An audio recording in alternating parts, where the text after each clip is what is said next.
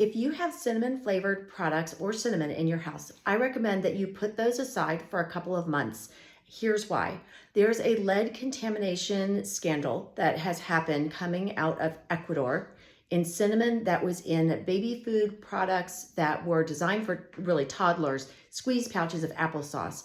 The products are Wanabana is the name of one, the Schnucks and Weiss house brands, so they would be branded Schnucks and Weiss. They may have been sold to you at those locations or at the dollar store or on Amazon sometime over the past year. Now, those should be all off the shelves right now. The amount of lead and chromium in them is extraordinary. It's because of a processor in Ecuador who illegally cut the actual cinnamon bark with lead chromate in order to make the color pop so it would sell better and to decrease the cost because the lead chromate is cheaper than the cinnamon itself. This is illegal. The amount of toxicity is extraordinary. When you look at the average amount of lead found in the blood of the 400 to 500 kids who have been tested so far and are positive from eating this product, it is 6 times higher than the amount of lead found on the average person in Flint, Michigan from the contamination years ago of their water supply. 6 times higher. This is a huge amount of contamination. Now, the reason why you need to be careful is that number one, organic standards do not cover this. So if you're eating organic cinnamon, unless you know that that company has tested for heavy metals, you are not assured that that is actually clean. Zigo tests our products ourselves. So I will tell you the brand that we use, and we've been testing for years, and we've always had good results with them. Spicely Organics. So Spicely Organics, you can get them online, or if you're in Western states, you can get them in the grocery store. They often sell in those little boxes, but they also sell in the larger jars as well. And so that's the brand that I use at home and that I still feel comfortable using because I know we've been testing them. They test as well, but we do it just as a spot check to validate that everything's going okay.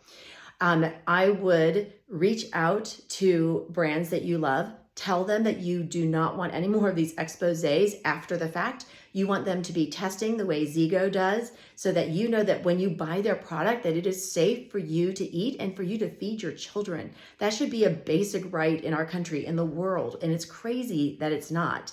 And it can be done. Zigo does it. So for those of you who know us, there's a QR code on every single Zigo package, and we test for heavy metals and pesticides, including glyphosate, as well as gluten and other things, and we make that available to you. So these are the symptoms that you need to watch out for that you may have been seeing in your toddler over the past year when these products would have been out. We don't have an exact time frame for how long this has been in the food supply either. So it would be some unusual symptoms. So some basic flu type symptoms, but also burning in your throat is one, or irritation in your throat, lethargy, vomiting, diarrhea, things like that.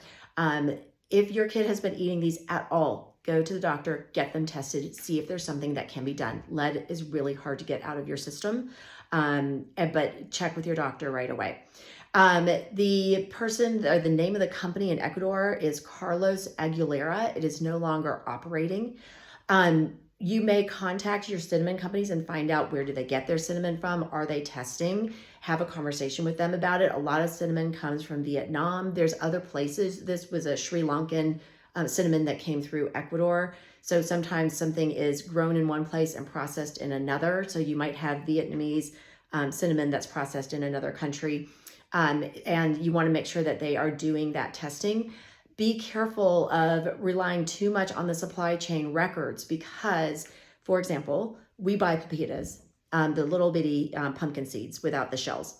You can either get them basically from Mexico. They don't grow as many. You can get a lot of them from China. We don't like to buy from China. You can't get them. They're not grown in the US.